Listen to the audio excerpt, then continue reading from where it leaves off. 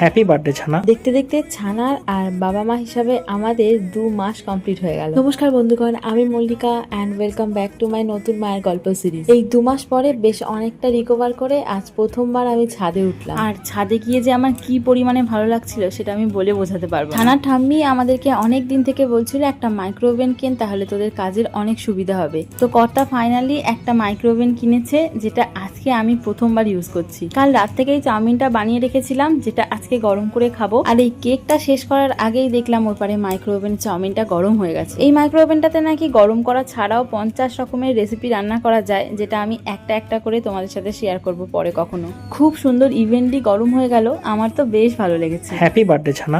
2 মাস complete হওয়ার জন্য সন্ধ্যেবেলা একটুখানি ফটোশুটের ব্যবস্থা করেছিলাম। ভেবেছি যে প্রত্যেক মাসে একটা করে ছবি তুলে রাখবো, যাতে ও কতটা বড় হলো সেটা বেশ ভালোভাবে বোঝা যায়, আর পরে ওকে দেখাতেও পারি যে ও ছোটবেলায় কেমন দেখতে ছিল।